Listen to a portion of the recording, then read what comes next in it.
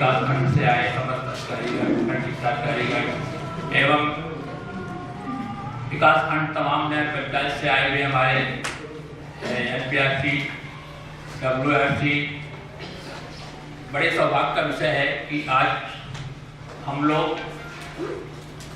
ऐसे समय में अब कुछ काम हमें करने हैं और अगर इस स्थिति में अगर आदरणीय नेताजी से अगर हमें कुछ मार्गदर्शन मिलेगा तो हो सकता है कि जो हमने हमारे अंदर में कमियां रही हों वो भी हम दूर कर दें और आने वाले समय में हमें क्या करना है उस पर भी हम ध्यान देंगे।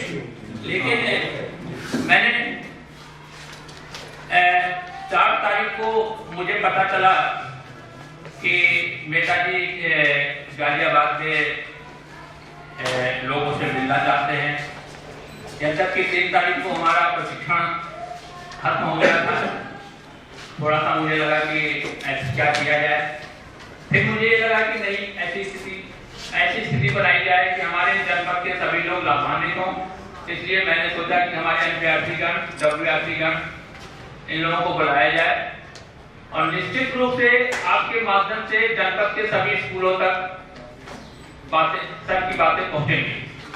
इसलिए बहुत अच्छा वो था कि मैं जब डीसीएफ का प्रशिक्षण करा रहा था तो मैं 2 बातों को मैंने ज्यादा ध्यान दिया, 2 बातों को मैंने जोड़ दिया। एक तो डीसीएफ प्रपत्र जब भरते समय हमारे नजरिए में अब बदलाव आना चाहिए। आज से 2005 से लेके 2008 तक हम जब डीसीएफ भरते थे तो निश्चित रूप से आप हमें देते थे, हम डिस्ट्रिक्ट पर उसको भरते थे, वहां से जाता था, हम आंकड़ों पर ही हमारा ध्यान जाता था। हमारा इंडिकेटर्स क्या है, हमारे एनईआर क्या है, हमारा जीआर क्या है। 2009 से हमने एनरोलमेंट बढ़ाने के लिए एक अपने हाउस होल्ड सर्वे को भी लिया कि हाउस होल्ड सर्वे से हमारा डाटा, हाउस होल्ड सर्वे से हमारी मैचिंग क्यों नहीं हो रही है। उसका असर ये पड़ा कि हमें स्कूल डायरेक्टरी बनानी पड़ी और निश्चित रूप से उसका फायदा हुआ। आपको मालूम हो, जिस साल स्कूल डायरेक्टरी बनाई गई, जिस साल हाउस होल्ड सर्वे से कंपेयर किया गया, हमारे जनपद का एनरोलमेंट 1 लाख था। क्योंकि बहुत स्कूल डायरेक्टरी हमारे बहुत से स्कूल जो नहीं कवर हो रहे थे उस पर फोकस किया गया और ये किया गया कि भाई स्कूलों से तो आना चाहिए। तो दिक्कतें आती हैं, निश्चित आएंगी, लेकिन हम उससे भी जूझते रहे और 1 लाख गाजियाबाद में एनरोलमेंट बढ़ा। उसका कारण था कि हमने सीबीएसई के स्कूल बहुत कवर किए, आईसीएसई के स्कूल कवर किए, हमारे बहुत से स्कूल जो छूट रहे थे। लेकिन पिछले 2 साल से एक और बदलाव आया है जिसको मैंने ट्रेनिंग में आपसे चर्चा की। मैं बताऊं आपको, मुझे खुशी है कि हमारे नूपा के सॉफ्टवेयर को, हमारे नूपा के स्कूल रिपोर्ट कार्ड को भारत सरकार ने पूर्ण रूप से मान्यता दी। हमारे डीसीएफ को भारत सरकार भी मानने लगी है, हमारी सूचनाओं को भारत सरकार ने आधार मान लिया है। अभी मैं साक्ष्य के रूप में कहूंगा कि अभी शौचालयों की बात चल रही थी। भारत सरकार का कदम था, माननीय प्रधानमंत्री जी का एक वो था कि सारे विद्यालयों में शौचालय होने चाहिए सारे भारतवर्ष में, और उसके लिए उन्होंने किसी स्टेट से सूचना नहीं मांगी, किसी जिले से सूचना नहीं मांगी, उन्होंने यूडाइस को ही आधार बना लिया और यूडाइस के आधार पर उन्होंने दिखाया कि हमारे कितने विद्यालय हैं, इसमें शौचालय है, कितने में नहीं है। कहने का मतलब ये है कि आपका ये जो डॉक्यूमेंट अगर भारत सरकार ने इसको मान लिया तो इसको सुधारने की जरूरत है। और इसीलिए मैंने कहा कि हम विद्यालय स्तर पर जाएंगे, विद्यालय स्तर पर हम इसको तय करेंगे कि विद्यालय स्तर पर हमारा डीसीएफ हर तरह से सही हो। हम आंकड़ों पे नहीं जाएंगे, हम विद्यालय स्तर की सूचनाओं पर। मैंने ट्रेनिंग में कहा था कि आप अपने जो डीसीएफ में भरे आप अपने रिकॉर्ड को देखें। और कुछ लोगों ने मेरे पास फोन भी किया, 1-2 विद्यालय ऐसे थे जिन्होंने कहा कि स्थापना वर्ष का तो पता नहीं है, मेरे ऑफिशियल रिकॉर्ड में कहीं ऐसा मिल नहीं रहा है कि जिससे हम करें। हमने कहा ठीक है, आप उसको सर्ची बना दीजिए, उसमें लिख दीजिए पता नहीं, हम पता करेंगे। मेरे पास आएगा तो कम से कम मालूम रहेगा ना, पता करना है, क्योंकि ये चीजें बार बार नहीं चेंज होनी है। और ये लीगल डॉक्यूमेंट है। भारत सरकार ने स्कूल रिपोर्ट कार्ड निकाल दिया है और एक अच्छी बात है, मैं बता रहा हूं आपको, उसमें ग्रेडिंग भी दिया है। आपके विद्यालय में ग्रेडिंग भी है कि आपको 10 में 10 मिले हैं, आपको 9 मिले हैं, 6 मिले हैं। इसके लिए मैंने अनुरोध भी किया था, बीच में एक बार फोन भी किया था नूपा में कि साहब इस ग्रेडिंग का कुछ आगे किया जाए, जिससे ये भी पता चल जाए कि हम कहाँ पर कम हैं, कहाँ पर कमजोर हैं, कहाँ पर हम ठीक हैं। तो कहने का मतलब ये है कि जब हम हमारे स्कूल का एक स्कूल रिपोर्ट का दुनिया में हर जगह निकल रहा है, तो हमारी सारी ताकत इसमें लग जानी चाहिए कि हमारा जो DCF है वो उसमें एक एक चीज सही भरा हो। कुछ समस्याएं ये आई कि स्कूल रिपोर्ट कार्ड हम आपको देते रहे।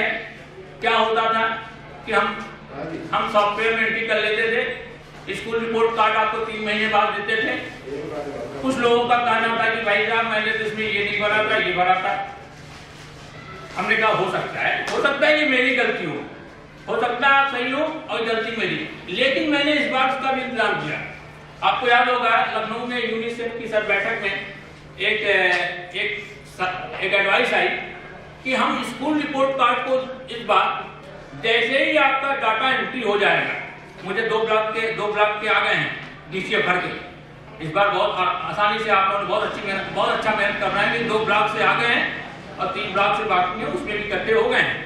इस बार हम डाटा भरने के बाद चाहे 10 दिन लगे चाहे 5 दिन, जैसे ही डाटा भरेंगे पहली बार एक स्कूल रिपोर्ट कार्ड हम आपको अपनी तरफ से निकाल के दे देंगे और इस स्कूल रिपोर्ट कार्ड को आप चेक करेंगे और उसमें जो गलतियां हैं, क्योंकि ये गलतियां हो सकती मेरे इंटरव्यू, गलतियां मैं भी कर सकता हूँ, डाटा एंट्री में भी गलती हो सकती है, मैं ये नहीं कहता हूँ नहीं जो आपने किया वही गलत है, लेकिन उस गलती का समाधान है।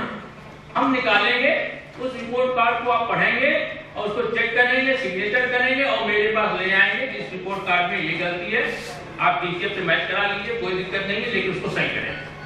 क्योंकि ये एक ऑफिशियल रिकॉर्ड है ना, भारत सरकार ने अगर मान्यता दे दी है, अगर भारत सरकार ने नूपा को मान्यता दे दी है कि आपकी रिपोर्ट को मानेंगे, तो वो हमारे लिए रिकॉर्ड है।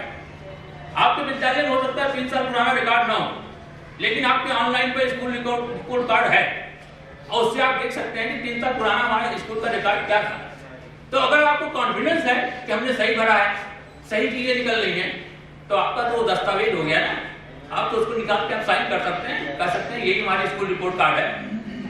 आप सोचिए कि रिकॉर्ड आपका इतना बड़ा आपको सुविधा मिली है कि भारत सरकार ने के सहयोग से नूपा ने आपके स्कूल की प्रगति को एक रिकॉर्ड के रूप में बना दिया है। 5 साल, आप अगर 2 साल पहले का रिकॉर्ड अपने स्कूल में जाए लेने, हो सकता है आप कहें कि ना नहीं है सर, बहुत मुश्किल है ढूंढना, दीमक खा गए, कुछ लोग कह सकते हैं दीमक खा गए, लेकिन अब ऐसा नहीं है, ऑनलाइन में आपकी सूचनाएं सब सुरक्षित हैं। तो मित्रों, मेरा मानना यह है कि इस बार हम उस नजरिए से देखें, ये हम ऑफिशियल डॉक्यूमेंट है, ये लीगल डॉक्यूमेंट है, इसको हम सही तरीके से बने। इंडिविजुअल प्रधान अध्यापक से अगर उनको कोई दिक्कत है, मैंने अपना नंबर दे दिया था, मैंने कहा था कि जो कुछ भी हो भरने के पहले आप पता करें और तय कर लें कि हमारे विद्यालय की स्थिति जो है उसको लिखें, ताकि आने वाले समय में अगर भारत सरकार के द्वारा सुविधा मिले तो उसके आधार पर हम मिले। मैं आपको बताऊं 2 साल पहले से क्या हो रहा, बजट जब बनता है लखनऊ में, अब आपके विद्यालयों के, आप अन्य विद्यालयों के इंफ्रास्ट्रक्चर की बात करते हैं, वो यूदाई स्कोर मांगते हैं, वो कहते हैं नहीं यूदाई स्कोर दीजिए, हमें विद्यालय के नाम से मतलब नहीं है। इसका क्या मतलब? इसका मतलब ये है कि अब हम हमें इस यूदाई पर पूर्ण रूप से 100% हो सकता आने वाले समय में आपको कहा जाए कि हम यूदाइस के आधार पर हमको ACR देंगे, हम आपको ACR को देखते हुए आपके स्कूल वाइज जो हम उसी आधार पर हम आपको इलाज कर देंगे, हम आपसे पूछेंगे नहीं। भारत सरकार आपसे क्यों पूछेगी? जब आपने रिकॉर्ड दे दिया, जब आपने सूचना दे दी तो क्यों पूछेगी? इसलिए मेरा निवेदन है, आने वाले समय में हो सकता है ये स्थिति आए, तो अब हम अभी से चेतन हो जाए। दूसरी बात, DCF प्रशिक्षण के दौरान मैंने DCF के बारे में कुछ मुख्य बिंदुओं को हमने लिए थे। मुख्य बिंदु जो है, जो हमारे इंफ्रास्ट्रक्चर से संबंधित है या जो वो चीजें हैं जो हम कभी बदलते नहीं। मैंने स्थापना वर्ष पर ये मैंने कहा था कि इसको इस बार आप लोग बिल्कुल सही करेंगे, आगे से इसमें बदलाव नहीं आना चाहिए, क्योंकि डाइस की जो रिपोर्ट निकलती है ना उसमें कंपेयर होता है। अब कंपेयर होता है तो अगर आपको 50 स्कूल में परिवर्तन दिखा रहा है, इसका मतलब है 50 स्कूलों में हम डिजाइन नहीं कर पाए, तो इसको सही करना था। एनरोलमेंट पर विशेष ध्यान देना है। एनरोलमेंट में आज भी कुछ कमियां हैं और हो सकता है कि कुछ कमी या तो आप समझ नहीं पा रहे हैं या तो मैं समझा नहीं पा रहा। देने वाला भी हो सकता है उसमें भी कमी हो, लेकिन उस कमियों से हमें डरना नहीं है। आज मेरे पास कुछ आए हैं कुछ ब्लॉक से, मैंने कुछ रिपोर्ट देखी है, मैं आपके एमपीआरपीओं को बुला के एक बार मैं फिर चेक कराऊंगा। उसमें कुछ माइनॉरिटी वाला जो संख्या है उसमें आप लोग कहीं कुछ कमी कर दे रहे हैं, माइनॉरिटी को आप हटा दे रहे हैं ऊपर से, तो वो मत करिए, वो हम चर्चा करेंगे बाद में। डीसीएफ में हमने इस बार इंफ्रास्ट्रक्चर पर जोर दिया कि इंफ्रास्ट्रक्चर हमारा जो बहुत इंपॉर्टेंट है। आपको बहुत सी एजेंसियां जो हैं आजकल आगे आ रही हैं कि हम स्कूलों में उन कमियों को पूरा करेंगे, इसलिए जो शौचालय है, हैंडपंप है, कक्षा कक्ष है, इन सब चीजों की जानकारी आप बहुत सही दीजिए। हो सकता है पिछले साल आप थोड़ा पिछले साल से परिवर्तन हो, एक बार होने दिए थे, एक बार हो जाएगा ठीक है, लेकिन ऑफिशियल रिकॉर्ड से करिएगा। ऑफिशियल रिकॉर्ड जो है आपका उससे आप उसको भरिएगा, ये नहीं कि पहले ये भरते थे अब हम इसको यही करते हैं। दूसरे, अध्यापक विवरण मैंने बहुत जोर दिया है।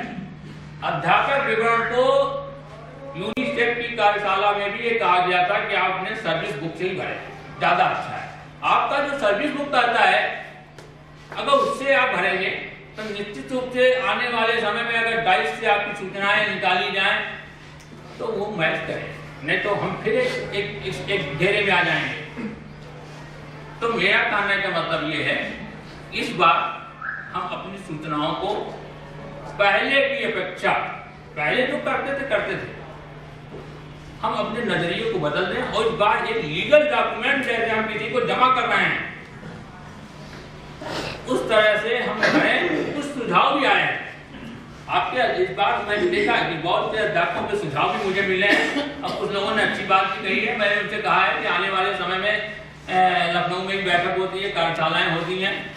कुछ लोगों ने कहा कि टीचरों के बारे में आपने टीचर डिटेल में आपने गणित, सामाजिक विषय, अंग्रेजी के लिए आपने मांगा है, साइंस के लिए क्यों नहीं मांगा? कि साइंस में जो हमारे टीचर हैं ग्रेजुएट हैं, पोस्ट ग्रेजुएट हैं, उनका भी कॉलम होना चाहिए। तो ये सुझाव आगे दिए जाएंगे, लेकिन अभी तक जो है जो चीजें दी गई हैं उसमें सही भरें और मेरे पास आएगा और मैं पुनः आपको एक बार जरूर बुलाऊंगा। इस बार मैं समझता हूँ 5 दिसंबर तक आपके प्रति स्कूलों का काम मैं पूरा कर दूंगा और आपको स्कूल रिपोर्ट कार्ड दे दूंगा। स्कूल रिपोर्ट कार्ड देने के बाद हम 2-3 दिन में उसका करेक्शन कर देंगे। रही बात ये कि जो मान्यता प्राप्त विद्यालय हैं पूरी जिम्मेदारी आपकी बढ़ जाती है एनपीआरटी लोगों की। हमारे जिले में प्राइवेट स्कूल बहुत हैं, प्रतिशत कम है, प्राइवेट बहुत हैं। इन प्राइवेट स्कूलों से भी कलेक्शन इनसे भी लेना एक थोड़ा कठिन काम है, लेकिन ऐसा भी काम नहीं कि हम नहीं कर पाएंगे। आप एनपीआरटी हैं, आप अपने न्याय पंचायत के आप अपना दायरा बढ़ाएंगे। आपके एनपीआरटी हैं, आप एनपीआरटी क्षेत्र में जो प्राइवेट स्कूल आते हैं वो भी आप उस पर भी आपका उतना ही अधिकार है। ये ठीक है कि आप उनका मैनेजमेंट अलग है, लेकिन आप उसका अधिकार का प्रयोग करिए और उनसे डीसीएफ लीजिए। मैंने कई बार प्रयास किया मीडिया के माध्यम से और 1-2 बार तो मैंने निकलवाया कि हम मान्यता समाप्त कर देंगे, लेकिन दुर्भाग्य क्या है कि वो भी होशियार होते हैं, वो भी आते हैं, वो अलग एजेंसी से पता करते हैं और उनको ये फीडबैक मिलता है कि ऐसा कुछ नहीं है। तो इससे थोड़ी सी हमारी दिक्कत होती है। हमें कोई ऐसा तरीका मिल जाए जिससे कुछ उनकी भी मजबूरी बन जाए। कुछ स्टेट में ऐसा मैंने सुना है कि जहाँ मान्यता दी जाती है तो मान्यता देने के पहले उनको यूथ लाइफ कोड भी लेना पड़ता है। मुझे लगता है दिल्ली में भी ऐसा है, school code youth life code पहले ही लेना पड़ता है उनको। मान्यता जब उनको मिलती है उसी समय लेना पड़ता है, उनके स्कूलों का इंफ्रास्ट्रक्चर और जो चीजें हैं वो भर दी जाती हैं। तो कुछ ऐसा तरीका हमारे यहाँ भी हो, लेकिन मानव निश्चित रूप से इसमें आप लोगों का सहयोग, आप लोगों का मार्गदर्शन मिलेगा, तभी ये सब संभव है। अंत में हम यही चाहेंगे कि जो भी हमारे बीसीए प्रकल्प के दौरान जो हमारी कमियां हों, जो हमारे करना है, हम चाहेंगे कि आप उसका मार्गदर्शन दें। एक चीज मैं और बताऊं, यूनिसेफ के माध्यम से एक आपको हम फॉर्म देंगे और उस फॉर्म में आरती का मानक, क्योंकि आरती के मानक से अब हमें विद्यालयों को जोड़ना है।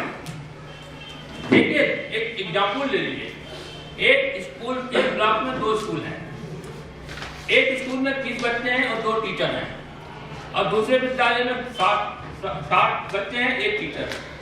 एवरेज तो हो गया 30, लेकिन उससे मानक नहीं लागू हुआ दोनों में, एक में लागू हुआ एक में नहीं।